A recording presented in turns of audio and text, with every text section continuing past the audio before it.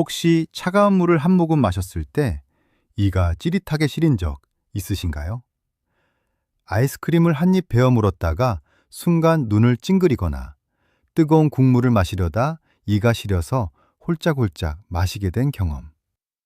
많은 분들이 원래 이런가 보다 하고 그냥 넘기세요. 나이 들면 이가 시린 게 당연한 거려니 하고요. 66세 김순례 씨 얘기를 먼저 해볼게요. 몇 년 전부터 찬 음식을 먹을 때마다 왼쪽 어금니 쪽이 시렸는데 그냥 예민한 편이려니 하셨어요. 따뜻한 음식 위주로 드시다 보니 불편함을 잊고 지내셨고요. 그러다 어느 날 잇몸에서 피가 나고 흔들리는 느낌이 들어서 치과를 찾으셨는데 이미 잇몸이 많이 내려가 있고 치아 뿌리가 노출된 상태였어요. 더 일찍 오셨으면 치료가 훨씬 간단했을 거라는 말씀을 들으셨어요. 이가 시린 건 단순한 예민함이 아닐 수 있습니다. 그런데 여기서 많은 분들이 모르시는 사실이 있어요. 치아 건강이 입 안에서만 끝나지 않는다는 거예요. 13년간 성인을 추적한 연구에서 치아가 하나 더 있는 사람이 심근경색, 즉 심장마비 위험이 3% 낮게 나타났어요. 치아 한두 개 차이가 심장에 영향을 준다는 게 처음엔 이해가 안 될 수도 있어요. 그런데 원리가 있어요. 치아 건강은 잇몸 건강과 일맥상통해요. 건강한 치아를 가진 분들은 대부분 잇몸염증도 없거든요. 반대로 치아를 잃은 분들을 보면 대부분 오랜 잇몸염증으로 고생하다가 결국 발치까지 이어진 경우가 많아요. 그 잇몸염증이 혈관을 타고 온몸으로 퍼지고 혈관벽을 손상시키고 결국 심장에까지 영향을 주는 거예요. 오늘 말씀드리려는 건 겁을 드리려는 게 아니에요. 이가 시린 증상을 5단계로 나눠서 지금 내 상태가 어느 단계인지 스스로 점검할 수 있는 기준을 드리려는 거예요. 그냥 넘겨도 되는 경우와 빨리 치과를 찾아야 하는 경우, 그 차이를 오늘 정리해 드릴게요. 저는 시니어 전문 건강 코치 이도현입니다. 치아 시림을 오래 방치했다가 나중에 훨씬 복잡한 치료를 받게 된 분들을 여럿 봤어요. 반대로 일찍 확인해서 간단하게 해결하신 분들도 봤고요. 오늘 말씀드리는 기준이 그 차이를 만드는데 도움이 됐으면 합니다. 이런 건강 정보가 도움이 되신다면 좋아요와 구독 눌러주세요. 구독해 두시면 다음 영상도 바로 받아보실 수 있습니다. 첫 번째는 일시적인 민감 반응입니다. 찬 음식이나 단 음식을 먹을 때 순간적으로 찌릿하고 시린 느낌이 오지만 금방 사라지는 경우예요. 일상생활에 큰 지장은 없고 시린 느낌도 잠깐이에요. 이 단계는 위험한 신호라기보다 치아가 보내는 가벼운 경고 신호에 가까워요. 그런데 여기서 많은 분들이 놀라시는 연구 결과가 있어요. 성인 2사람 중 1사람은 치아 시림을 경험하고 있다는 거예요. 전 세계 여러 나라를 대상으로 한 연구에서 이렇게 높은 수치가 나왔고, 같은 연구에서 성인의 98%에게서 치아 마모 징후가 발견됐어요. 거의 모든 성인의 치아가 어느 정도 마모되고 있다는 뜻이에요. 이가 시린 게 나만 그런 건가? 싶으셨던 분들, 실제로 주변 사람 둘 중 하나가 같은 경험을 하고 있어요. 문제는 흔하다고 해서 그냥 넘겨도 된다는 뜻이 아니라는 거예요. 오히려 이렇게 흔한 증상인데 대부분 그냥 넘기다 보니 치료 시기를 놓치는 경우가 많아요. 2단계에서 나타나는 패턴이 있어요. 아이스크림이나 냉수를 마실 때 순간적으로 찌릿하지만 5초 안에 사라져요. 단 음식을 먹을 때 특정 치아 부위가 잠깐 시린 경우도 있어요. 시린 증상이 매번 나타나지 않고 어떤 날은 괜찮고 어떤 날은 시린 경우도 여기에 해당해요. 2단계에서 생활 습관을 점검해 보시면 도움이 돼요. 산성 음식과 음료를 자주 드시는지 확인해 보세요. 탄산음료, 과일 주스, 식초, 레몬처럼 산성이 강한 음식은 치아 표면을 서서히 녹여요. 식사 후에 바로 양치를 하는 분들이 계신데 산성 음식을 드신 직후에 바로 양치를 하면 오히려 치아 표면이 더 손상될 수 있어요. 최소 30분 후에 양치를 하거나 물로 입을 헹구는 게 더 안전해요. 문제는 흔하다고 해서 그냥 넘겨도 된다는 뜻이 아니라는 거예요. 오히려 이렇게 흔한 증상인데 대부분 그냥 넘기다 보니 치료 시기를 놓치는 경우가 많아요. 이 단계에서 나타나는 패턴이 있어요. 아이스크림이나 냉수를 마실 때 순간적으로 찌릿하지만 5초 안에 사라져요. 단 음식을 먹을 때 특정 치아 부위가 잠깐 시린 경우도 있어요. 시린 증상이 매번 나타나지 않고 어떤 날은 괜찮고 어떤 날은 시린 경우도 여기에 해당해요. 양치 방법도 확인해 보세요. 힘을 줘서 세게 닦는 분들이 많은데 강하게 닦는다고 더 깨끗해지는 게 아니에요. 오히려 치아 표면과 잇몸을 손상시켜서 시림의 원인이 될 수 있어요. 부드럽게 잇몸에서 치아 방향으로 쓸어내리듯 닦는 게 맞아요. 일시적인 시림이라도 반복된다면 가볍게 넘기지 말고 다음 단계를 살펴보세요. 두 번째는 범랑질이 약해지면서 오는 시림입니다. 범랑질이란 치아 표면을 감싸고 있는 가장 단단한 보호층이에요. 우리 몸에서 가장 간단한 조직이지만 한번 손상되면 스스로 재생되지 않아요. 이 보호층이 서서히 얇아지거나 닳으면서 그 안에 있는 상아질, 즉 치아의 속살이 자극에 노출되기 시작하는 단계예요.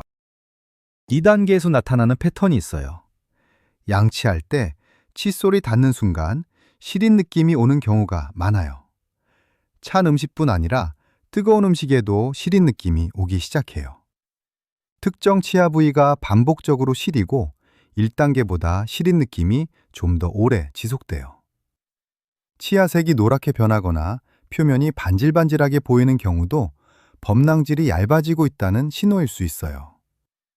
범랑질이 약해지는 원인이 여러 가지예요. 산성 음식을 자주 드시거나 위산이 역류하는 역류성 식도염이 있는 분들은 치아가 산에 자주 노출돼서 범랑질이 빠르게 손상될 수 있어요. 이갈이 습관도 원인 중 하나예요. 자는 동안 일을 가는 분들은 치아 표면이 지속적으로 마찰되면서 범랑질이 빨리 닳아요. 본인은 모르는 경우가 많아서 아침에 일어났을 때 턱이 뻐근하거나 두통이 있다면 이갈이를 의심해 볼 수 있어요. 역류성 식도염이 있는 분들은 치과 치료와 함께 위 관리도 병행해야 해요. 위산이 입까지 올라오는 빈도를 줄이는 게 치아 보호에 직접적으로 연결되거든요. 야식을 줄이고 식사 후 바로 눕지 않는 습관만으로도 위산 역류 횟수가 줄어들어요. 역류성 식도염이 있는데 이가 유독 자주 시리다면 소화기 내과와 치과를 함께 다니는 게 맞아요. 불소가 들어있는 치약을 쓰는 게 도움이 돼요. 불소는 범랑질을 강화하는 역할을 해요. 치아 시림 전용 치약도 상아질 노출로 인한 시림 증상을 줄이는데 도움이 될 수 있어요. 단, 치약이 증상을 완화해 줄 순 있지만 원인을 치료하는 건 아니에요. 반복된다면 치과에서 원인을 확인하는 게 먼저예요. 세 번째는 잇몸이 내려가면서 오는 시림입니다. 잇몸이 서서히 내려가면서 치아 뿌리 부분이 노출되는 단계예요. 치아 뿌리는 범랑질로 덮여 있지 않아요. 그래서 잇몸이 내려가 뿌리가 드러나면 외부 자극에 훨씬 민감하게 반응하고 시림의 강도도 세지고 범위도 넓어져요. 서론에서 치아가 하나 더 있는 사람이 심장마비 위험이 3% 낮다는 말씀을 드렸는데 기억하시나요?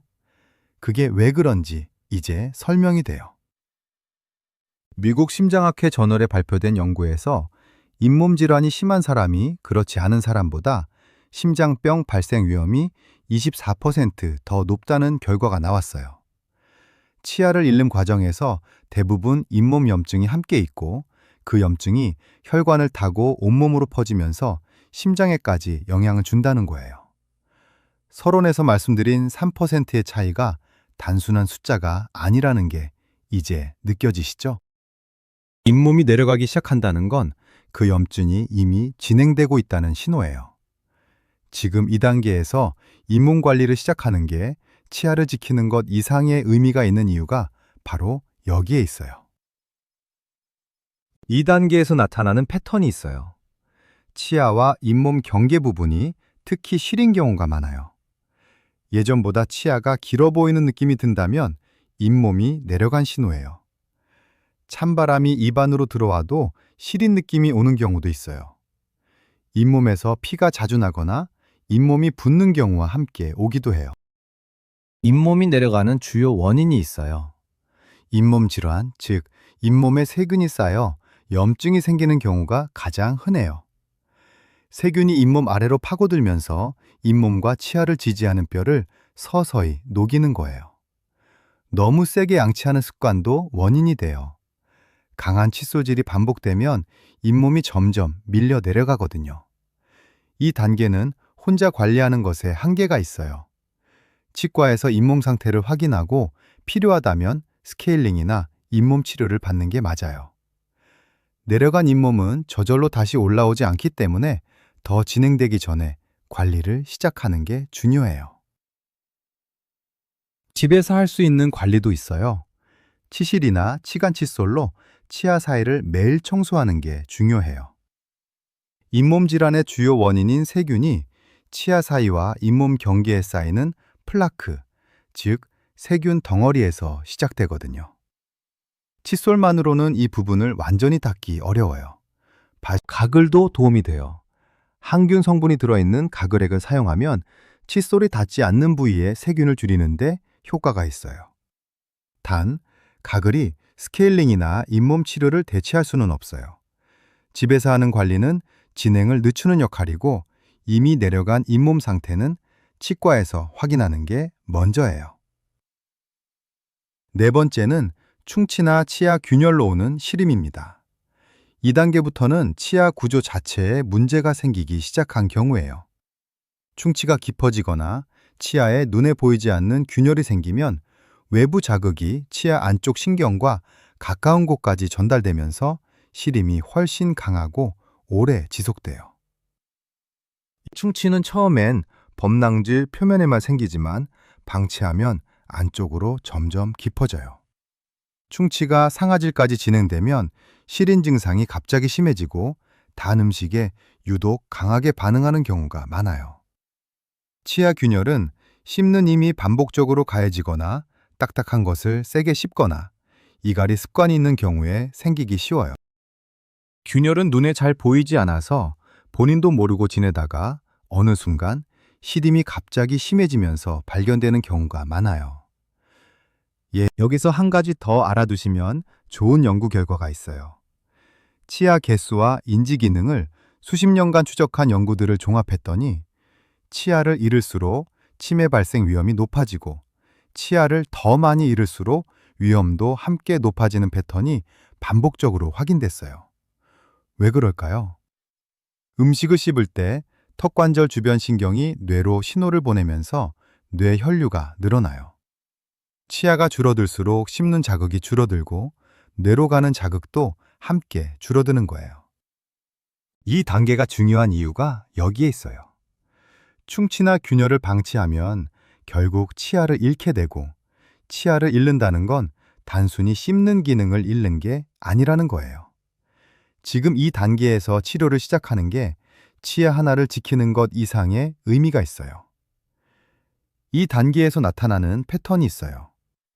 단 음식을 먹을 때 유독 시리고 그 느낌이 30초 이상 지속되는 경우가 있어요.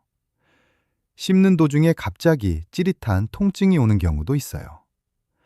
뜨거운 음식을 먹을 때 시린 느낌이 차가운 것보다 더 강하게 온다면 신경 가까이까지 손상이 진행됐을 가능성이 있어요. 특정 치아 한 곳에서만 시림이 집중적으로 느껴지는 경우도 이 단계와 연결될 수 있어요. 실제로 이런 분이 계셨어요. 69세 박민선 씨는 몇 달 전부터 오른쪽 위 어금니가 단 음식을 먹을 때마다 심하게 시렸어요. 처음엔 참을만 했는데 점점 시린 느낌이 오래가기 시작했어요. 딱딱한 거 씹다가 갑자기 찌릿한 통증이 온 적도 있었는데 잠깐이니까 그냥 넘기셨어요. 몇 달이 지나 통증이 뜨거운 음식에도 오기 시작하면서 치과를 찾으셨어요. 제가 처음 뵈었을 때 언제부터 시리셨어요? 단 음식에 특히 더 심하게 오셨나요? 하고 여쭤봤어요.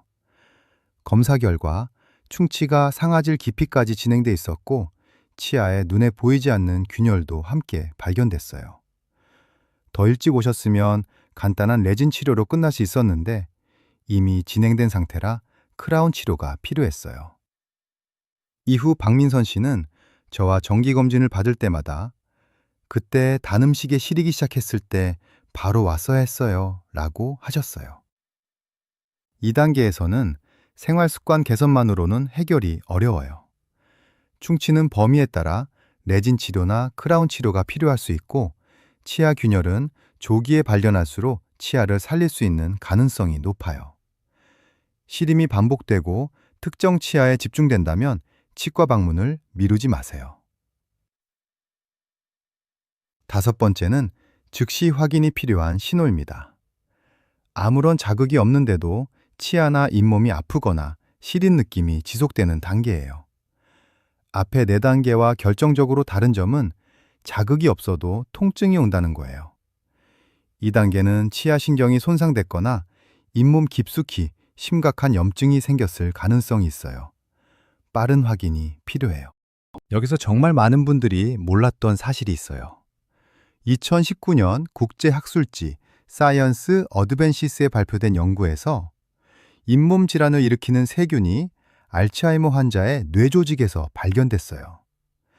입 안에만 있어야 할 세균이 뇌에서 나온 거예요.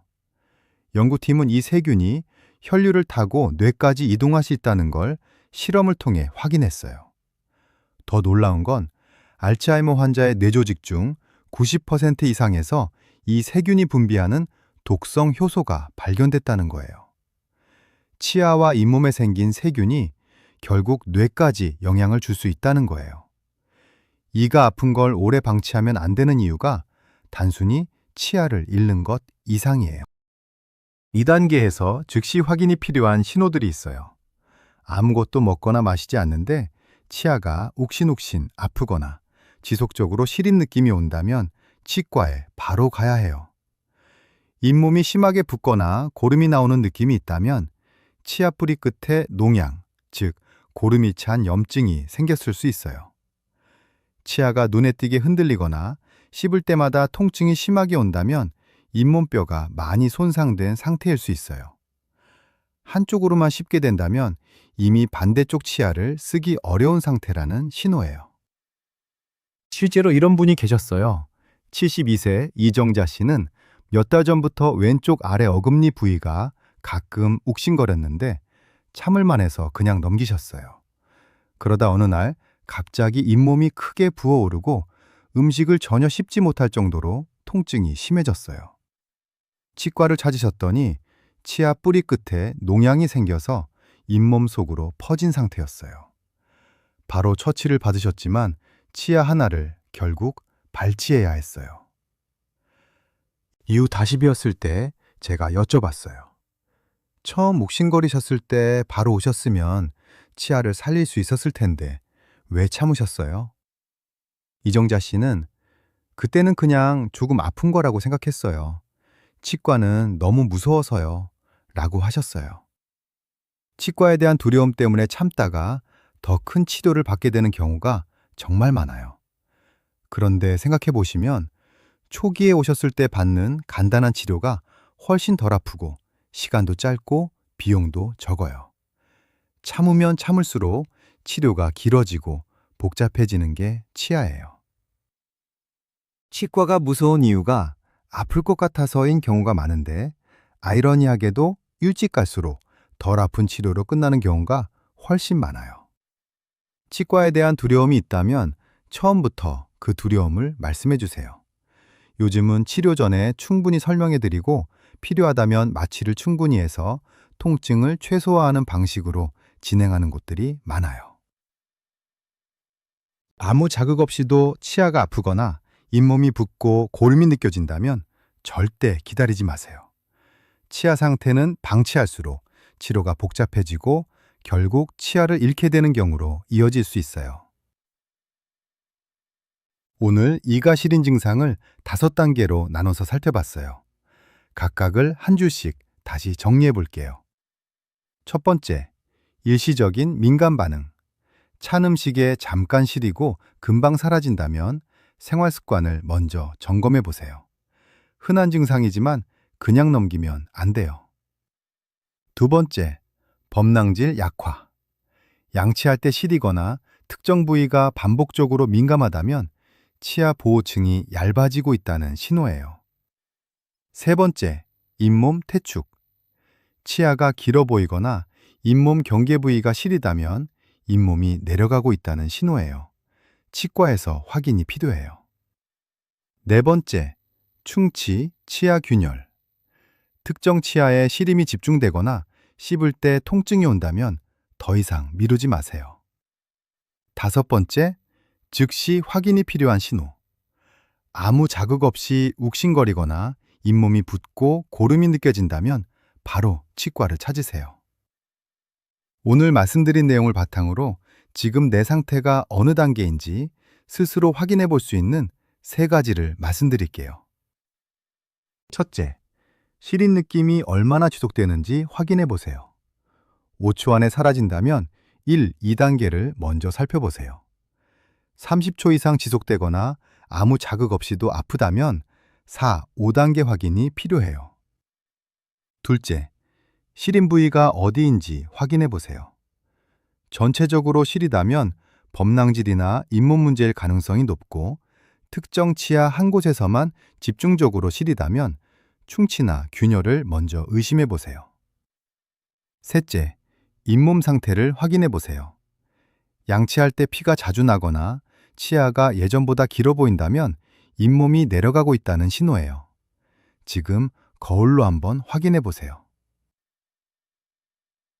가족분들께도 부탁드려요. 어르신이 뜨겁거나 찬 음식을 드실 때 표정이 찡그려지거나 특정 음식을 피하는 경우가 늘었다면 물어봐 주세요. 이 요즘 불편한 데 없어? 한마디가 치료 시기를 당기는 계기가 될 수 있어요.